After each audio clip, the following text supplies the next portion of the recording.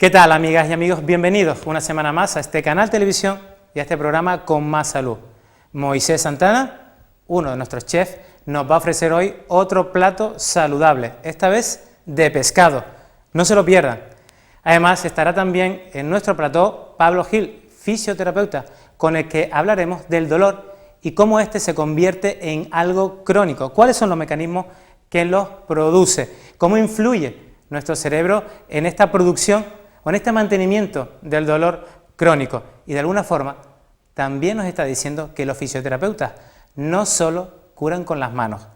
Además, hablaremos también de la EPOC, de la enfermedad pulmonar obstructiva crónica, debida básicamente al humo del tabaco, esas más de 4.000 sustancias que contiene el humo del cigarrillo y que van a poder comprobarlo en el siguiente vídeo que les va a dejar impactados.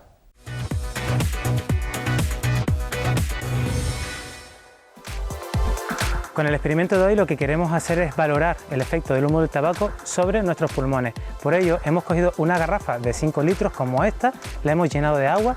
Habitualmente nuestros pulmones tienen de eso aproximadamente entre 4 y 5 litros como capacidad. Hemos cogido la tapa de esta garrafa, le hemos hecho un agujero y vamos a ponerle un cigarrillo. Lo vamos a enroscar aquí. Vamos a prender este tabaco y para imitar el efecto de una calada lo que vamos a hacer es vaciar esta agua.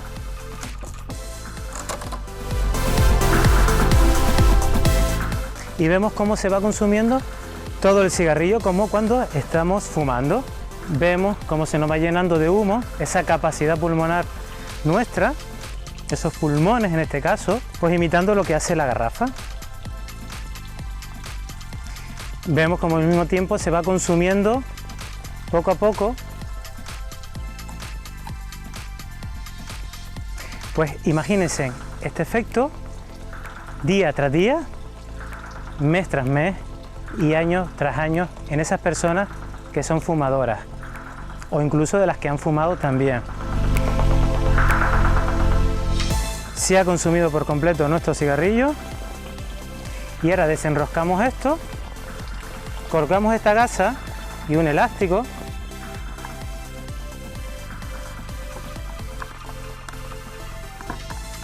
y con estos movimientos vamos a nosotros tratar de simular nuestra respiración. Vemos cómo sale el humo y lo que vamos a ver ahora en la gasa es ese efecto de las sustancias que van quedando en nuestros bronquios y nuestros pulmones. Si retiramos y solamente llevamos poquito, vemos ese efecto y esto lo que pasa día tras día en cada uno de los fumadores.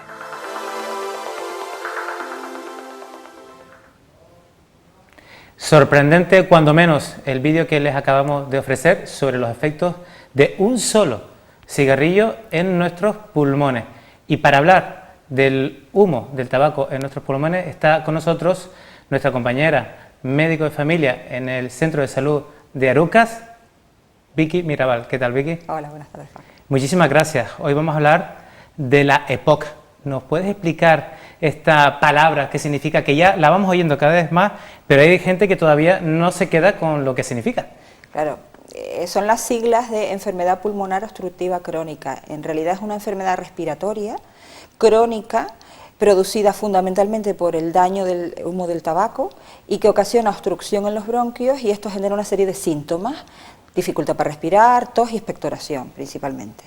Es importante que hablemos de esta enfermedad por varios motivos y por eso es por lo que te hemos traído hoy aquí al programa, ¿no? Exactamente. Es una enfermedad que es una enfermedad, es importante primero por el pronóstico, porque ha sido la cuarta causa de muerte en el año 2015, probablemente suba a ser la tercera causa de muerte en unos años, pero además es la primera causa de muerte evitable. Eso por un lado, la importancia por ahí. Por otro lado, por la incidencia o la prevalencia, afecta a un 10% de la población española. Esto viene a ser como unos 2 millones de personas, pero aún más importante que eso es que la mayoría de estas personas, más del 70%, no están diagnosticadas porque los síntomas que tienen los relacionan con el hábito de fumar y consideran que es normal, entonces no acuden a su médico a contarlo. O sea, 3 de cada 4 personas no saben que tienen esta enfermedad. No saben que tienen la enfermedad, ni su médico tampoco. Pero la primera causa de esta enfermedad es el tabaco. En efecto, es prácticamente la única causa en nuestro entorno, en los países desarrollados, y es el daño del humo del tabaco y las partículas nocivas que contiene, como has puesto en el vídeo, las que provocan esta enfermedad, que por un lado va a afectar a los bronquios, produciendo inflamación del bronquio y obstrucción con aumento de la producción de moco. Entonces las manifestaciones que esto va a dar son sobre todo tos con flemas y aumento de las infecciones, sobre todo en periodo invernal, y por otro lado va a romper las paredes de los alveolos, que es la unidad del pulmón más pequeñita, y esto hace que se quede aire atrapado en el pulmón, y entonces aumenta la sensación de dificultad respiratoria, de falta de aire. Los pacientes pueden tener predominio de unos síntomas de otros o todos los síntomas a la vez.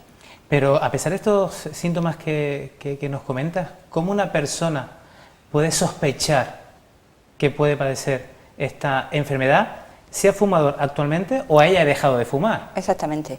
La enfermedad, para establecerse, necesita una serie de años de hábito de fumar, pero no tiene por qué ser el fumador en este momento activo, sino puede haber dejado de fumar ya. En cualquier caso, una persona de más de 35 años que fume o que haya fumado y que presente tos con flemas habitualmente, aunque la tos seca no descarta la EPOC, también es posible que haya tos seca, tos con o sin expectoración y sensación de falta de aire. Eso establece la sospecha clínica, la sospecha diagnóstica.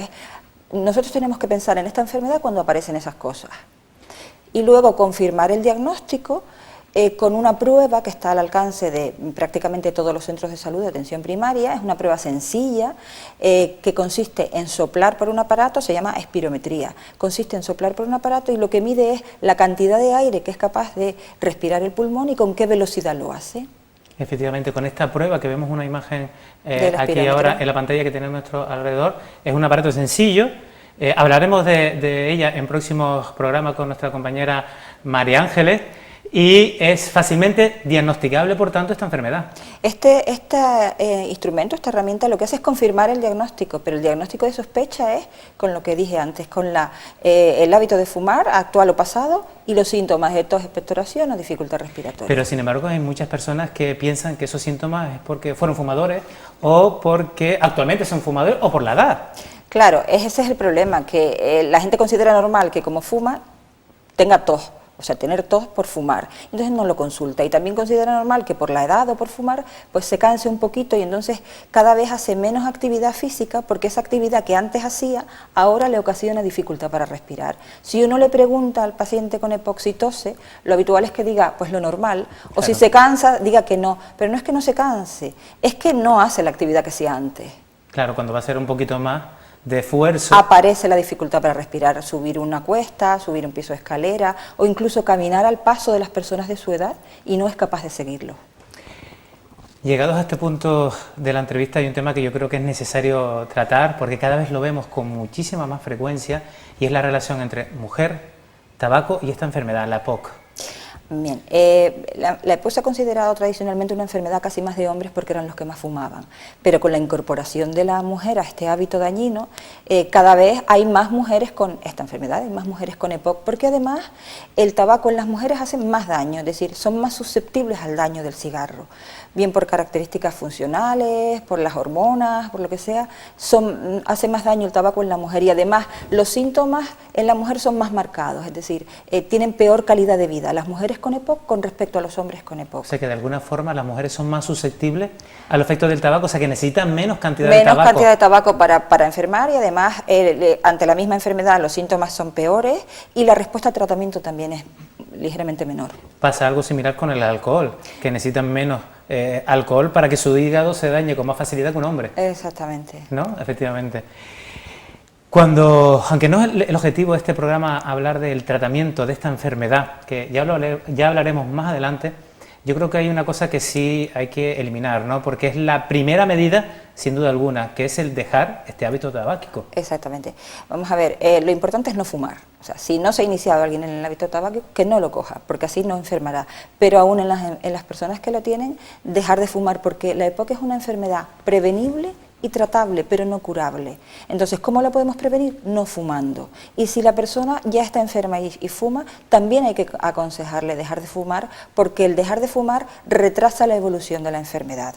Y aunque no es curable, sí es tratable, es decir, hay fármacos que mejoran los síntomas, mejoran la calidad de vida, la tolerancia al ejercicio, disminuyen las agudizaciones, pero el mensaje importante es no fumar, porque el tabaco es la causa. Sí, acabas de nombrar algunos de esos tratamientos. De hecho, muchas personas nos dicen, pero si yo dejé de fumar hace mucho tiempo y por tanto ya he hecho eso que me estás diciendo, que es dejar de fumar, que es lo más importante, ¿cómo es que sigo con los síntomas?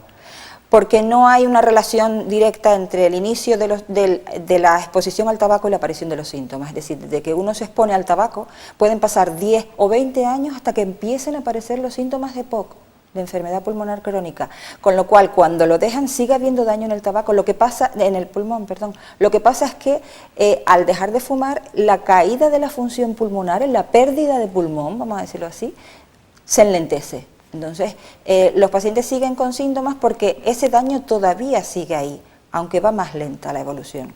Por tanto, yo creo que es importante quedarnos también con este mensaje, ¿no? Nunca es tarde para dejar de fumar. Nunca es tarde. Y es importante también destacar...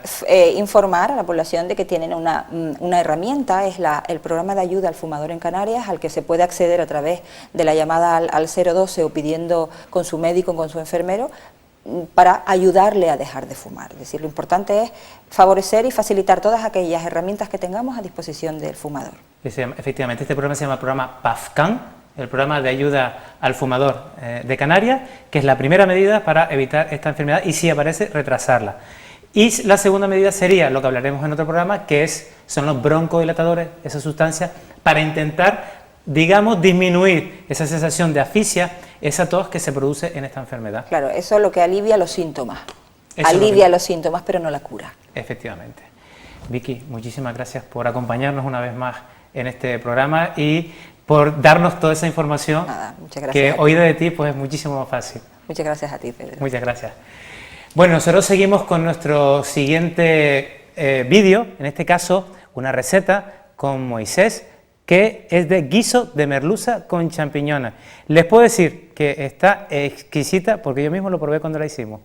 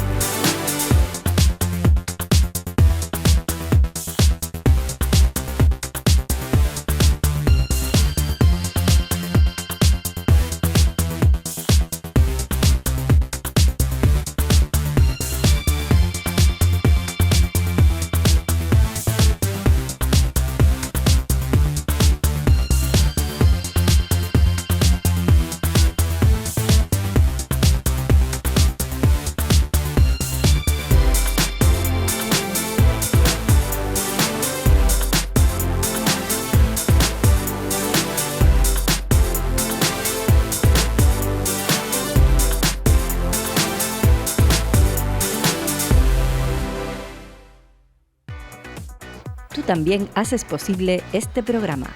Contacta con nosotros a través del Facebook, en facebook.com/conmassaludtv o a través del correo electrónico conmassaludtv@gmail.com.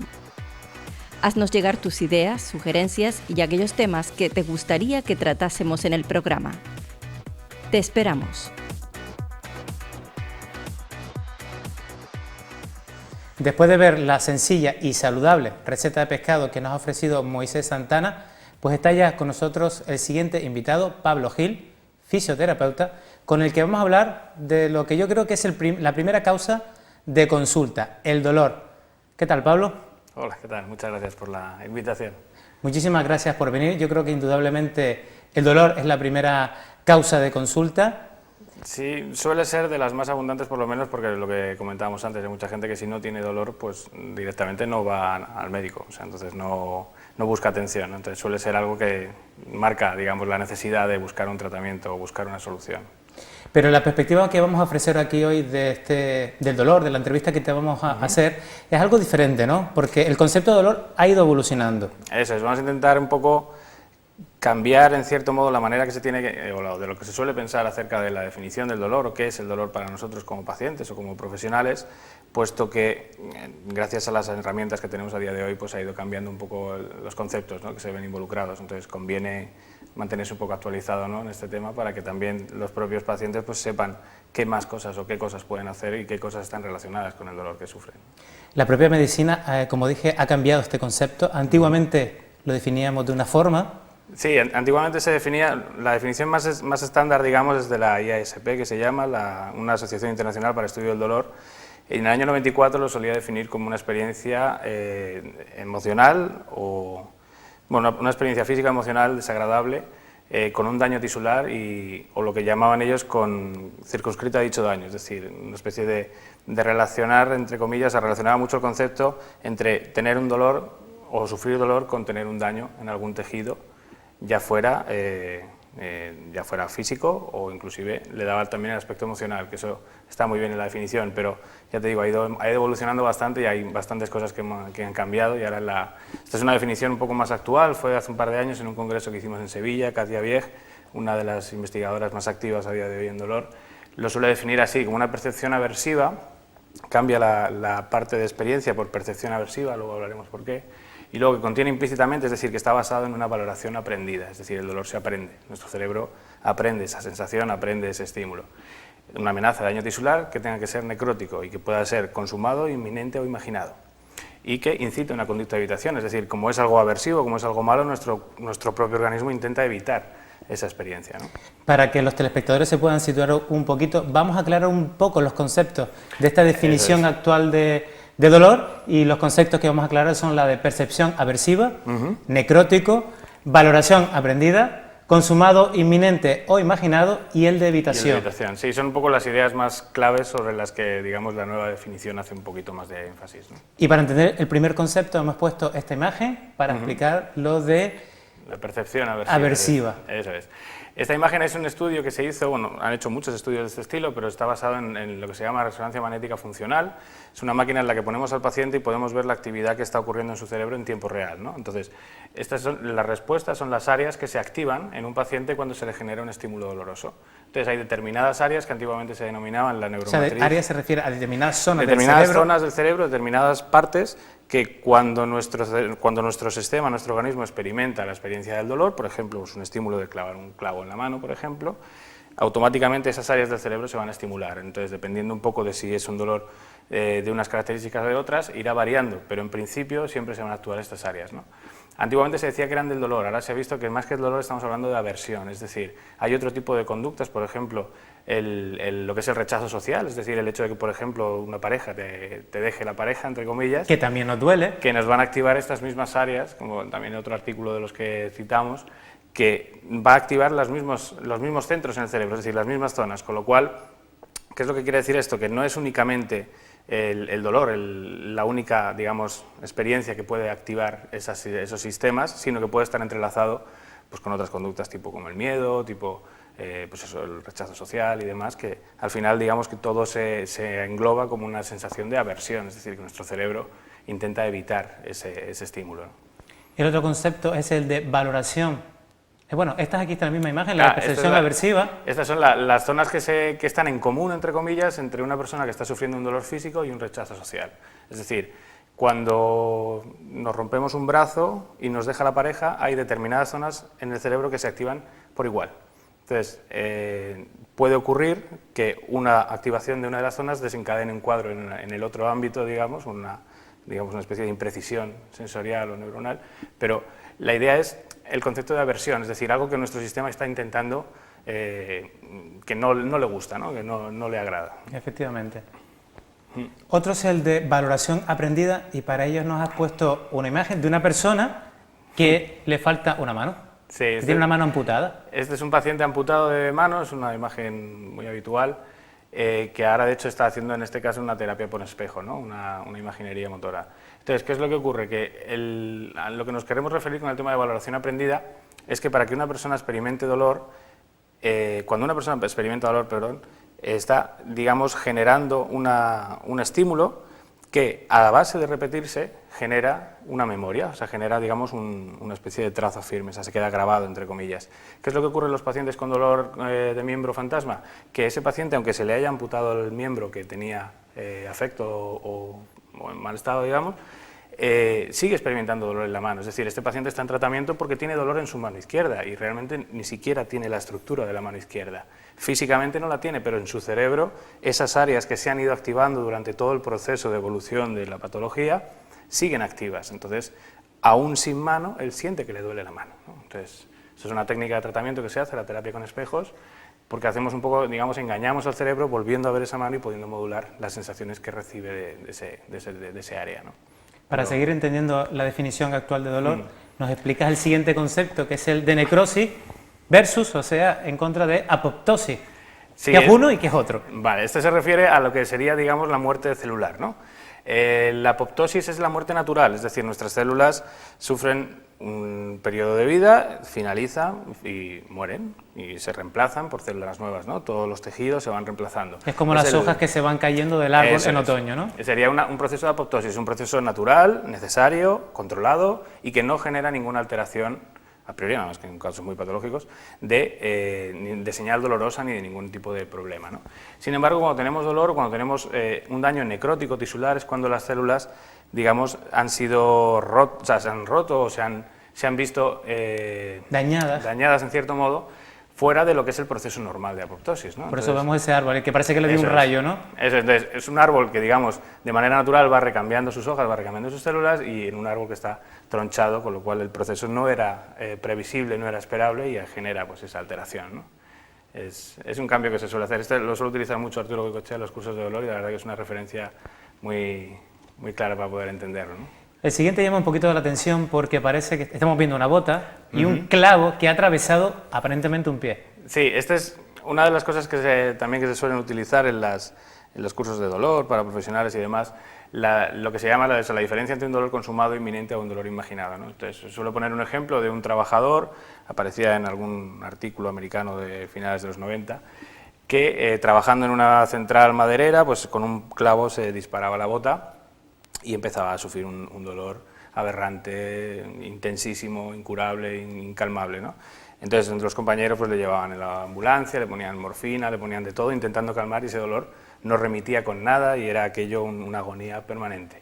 Y cuando llegó a la sala de urgencias, pues nada, le rajaron la bota con toda la sierra y no sé qué, y al quitar la bota vieron que el clavo realmente se había alojado entre los dedos, no había... O sea, no había atravesado el pie. Claro, tendría a lo mejor pequeño rasguño alrededor, pero no estaba atravesando el pie, dañando huesos o articulaciones o músculos y demás, ¿no? Entonces, digamos que ese cerebro de ese paciente en ese momento pensaba absolutamente convencido que el clavo había atravesado sus tejidos y que por eso estaba experimentando ese dolor, aunque luego no fuera de esa manera, el dolor que ese paciente tenía en ese momento era absolutamente real, ¿no? Entonces es un dolor, digamos, de origen imaginado en cierto modo, pero que igualmente lo experimenta, ¿no? Efectivamente. Otro concepto relacionado también, otra imagen relacionada también con este concepto de consumado inminente o imaginado, es el que vemos en esta imagen ahora de una persona huyendo de una bomba en una guerra. Eso es. Lo que solemos utilizarlo es para, digamos, enseñar el hecho de que el dolor también pueda ser, en cierto modo, modulado por nuestro propio sistema. Es decir, lo típico que se ve en las películas de acción, a lo mejor, esto es una película de acción, ¿no? El soldado que va corriendo recibe un disparo en el brazo y sigue corriendo como si no hubiera pasado nada, y decimos, coño, ¿cómo puede ser eso, no? Si tiene que haber recibido un disparo, tiene que tener dolor. En ese momento ese cerebro no permite la sensación dolorosa por aquello de la supervivencia. Es decir, si yo en este momento me quedo esperando a ver qué me pasa en la pierna, no sé qué, no sé cuándo, o me concentro en esas sensaciones, lo más probable es que fallezca. Entonces, prima la supervivencia, elimina la percepción dolorosa y, digamos, sobrevive de alguna manera, ¿no? El momento en el que ya ha vuelto a la calma es cuando aparece otra vez la sensación de dolor en su esplendor, digamos. El siguiente concepto dentro de esta definición es el de indefensión aprendida, y que la verdad que da un poquito de lástima ya ver el perro en estas condiciones, ¿no? La indefensión aprendida se habla, digamos, desde el punto de vista de la evitación. Es decir, el dolor, es, como decíamos antes, es algo aversivo, es algo que el ser humano como individuo no quiere experimentar. Entonces, incita una conducta de evitación, es decir, queremos evitarlo, queremos esperar, queremos ser capaces de poder evitar esas sensaciones. La indefensión aprendida es un término psicológico que más o menos, o sea, viene en base a unos experimentos que se hicieron con perros, por eso ponemos la foto del perro, sobre, digamos, cómo hace que el paciente, o el animal en este caso, o el paciente extrapolando, digamos, el concepto, pierde toda la capacidad de autogestionar o de luchar, entre comillas, por evitar ese daño, por poder hacer algo, ¿no? Entonces pusieron a los perros, les daban unas descargas eléctricas, si bajaban una palanca, las descargas paraban. En un grupo y en otro grupo, aunque bajasen una palanca o no hicieran lo que fueran, las descargas nunca paraban, ¿no? Entonces, digamos que el grupo que no podía controlar las sensaciones, eran aleatorias y no tenían, digamos, ninguna conducta que pudiera hacer que evitasen esas descargas, esos perros, digamos, se rendían, aprendían a vivir con esas sensaciones y no buscaban una alteración. Incluso luego, en el segundo experimento, donde ponían a esos mismos perros con la opción de poder cortar las señales, se veía que los perros ya directamente se sentaban, esperaban y no buscaban soluciones, porque como que habían aprendido, en cierto modo, habían generado el conocimiento de que ya no iban a poder modificarlo, ¿no? Efectivamente, esto es un concepto psicológico que además también es muy utilizado para explicar muchos casos de violencia de género en aquellas mujeres que son maltratadas y que llega un momento en que ya no saben qué hacer y lo único que han hecho es rendirse ante la evidencia del maltrato continuo y diario por una persona que encima era querida por ellos, ¿no? Eso es lo que, digamos, esa parte como de indefensión, no natural, sino realmente aprendida o inducida por uno mismo, viendo que hagas lo que hagas, no tienes un cambio, no tienes una solución, ¿no? Entonces, es una de las cosas que, por lo menos en los pacientes con dolor, y en general yo creo que con toda la población que pueda tener este tipo de gesto o de alteración psicológica, tiene que ser solucionado sí o sí. O sea, lo único que nos va a conducir este tipo de conductas es una depresión clínica que pueda, digamos, todavía agravar más los cuadros, ya sean de dolor o de cualquier tipo de comorbilidad que haya. Al final está claro que el concepto de dolor hemos visto cómo cambia. Si antes estábamos más relacionados como que parece que tenía un daño en una parte del cuerpo y ese era el origen del dolor, al final hemos visto que de alguna forma nuestra sensación, nuestra percepción de dolor, más para ser más exacto, está modulando también por nuestro cerebro. Eso es, o sea, se ha pasado, digamos, en estos años en esa evolución de pensar que es un dolor puramente del tejido, de un daño que tiene una estructura que genera una señal de dolor, supuestamente, que llega al cerebro y que experimenta esa sensación, pero que realmente no es así. Hay un proceso basado en la experiencia, en la expectativa, en la memoria, en muchas otras cosas que tienes que tener en cuenta, obviamente. Claro, y mucha gente se preguntará, pero bueno, ¿por qué un fisioterapeuta nos viene a hablar del dolor cuando parece que eso es más de un médico, por ejemplo? Y eso también tiene que ver con tu trabajo, y por eso pusimos la frase arriba: si no me tocas, ¿cómo vas a poder ayudarme? O sea, ustedes no solo ayudan con las manos. Eso es, esta es una corriente, digamos, que hay en fisioterapia últimamente, ¿no? Entre lo que es el abordaje se llama hands-on, de meter mano, entre comillas, y el abordaje de fuera manos, ¿no? De hands-off. Es decir, toca o no toques. Entonces, hay pacientes que se extrañan en un primer momento de cómo una persona, o sea, de cómo yo como profesional, que soy fisioterapeuta, que supuestamente baso toda mi gama terapéutica en técnicas de origen manual o similares, dices, no, lo primero que vamos a hacer va a ser sentarnos y hablar, y a lo mejor vamos a estar 1 o 2 horas hablando sobre todos estos conceptos, intentando llevarlos al caso del paciente en particular, ¿no? Entonces, el caso no está en que haya que tocar siempre o no tocar siempre, porque también, por ejemplo, viene un paciente con un dolor cervical de larga evolución y lo único que hacemos es darle un masaje o determinadas técnicas manuales, y en cierto modo podemos estar cronificando el hecho de que ese paciente piense de que tiene ese músculo mal o tiene esa articulación dañada y por eso tiene ese dolor, cuando a lo mejor es un componente pero no es la base inicial, ¿no? Entonces, en este caso lo que solemos decir siempre es no es toca o deja de tocar, es usa el cerebro, es decir, qué tipo de paciente, qué características tiene, haz los test que tienes que hacer para valorar a ese paciente y saber si tiene un origen, digamos, nociceptivo, es decir, de los propios tejidos, que puedas ayudar mediante técnicas manuales, o si también necesitas poder sentarte con él y aclarar ciertos conceptos de su propia experiencia de dolor, como los que hemos estado hablando antes, que van a tener un efecto puramente terapéutico en el mismo momento y que no necesariamente llevan una técnica manual, ¿no? O sea, lo que hay que hacer es pensar un poco qué problema tiene mi paciente y cómo yo puedo ayudarle. Si sabemos que el problema es un dolor crónico de larga evolución, lo más efectivo no tiene por qué ser un masaje. Puede ser cualquier otra técnica, digamos, más de enfoque cognitivo-conductual o más de enfoque, lo que se llama el enfoque biopsicosocial, ¿no? Una mezcla de todos los conceptos. Efectivamente. Y de hecho también esto es importante porque de alguna forma hay fármacos que lo que actúan es modulando esa sensación arriba, abajo, o sea, desde el cerebro hasta la zona donde tengamos supuestamente el dolor, ¿no? Eso es. El caso de los fármacos, yo creo que todavía es más llamativo el hecho de que tenemos que usar el cerebro realmente, ¿no? Porque tenemos esa idea, como pacientes, yo me incluyo, de, bueno, me duele un poco más, me tomo un ibuprofeno, me tomo un paracetamol y algo hará, ya se me quitará, ¿no? Entonces, si no tenemos claro realmente cuál es el origen del problema, si es un problema inflamatorio, si es un problema de un espasmo muscular, si es un problema de irritación neural o lo que fuere, el fármaco nunca va a poder terminar de ayudarnos en determinadas situaciones. Es decir, si yo tengo un problema de espasmo muscular, el hecho de que consuma un antiinflamatorio probablemente no termine de solucionar mi problema, ¿no? O si tengo un espasmo o tengo un problema inflamatorio, el hecho de que me tome un relajante muscular, pues no tiene mucho sentido, ¿no? Sobre todo también esto pasa mucho en los pacientes con dolor crónico, porque muchas veces el manejo del dolor a larga duración suele ser antidepresivos, neurolépticos de diferentes tipos y demás. Entonces, claro, hay muchos pacientes que no entienden, porque, oye, a mí me han dado un antidepresivo, pero a mí lo que pasa es que me duele la espalda. O sea, yo no tengo depresión, pero me han dado esto, no lo entiendo, ¿no? Entonces, tienes que también explicarles un poco por qué le han dado un antidepresivo, por eso que hablábamos de cómo el cerebro funciona como una matriz y cómo integra esas sensaciones y cómo ese fármaco puede modular esas sensaciones, que no están directamente relacionados con el tejido de la espalda, pero que influyen en el hecho de que duela o no. Porque yo estoy percibiéndolo de esa forma. Eso es, porque tu cerebro está construyendo, digamos, en base a toda la información que tiene, ya sean los inputs desde el propio cuerpo, la experiencia, la expectativa, la memoria, también lo que se llama la valoración aprendida, la instrucción profesional. Es decir, hay veces que los propios profesionales casi podemos hacer incluso en parte más daño de lo que podríamos arreglar, ¿no? Cuando dicen, no, esto ¿cómo no te va a doler? A lo mejor no tiene por qué doler, ¿no? En este caso.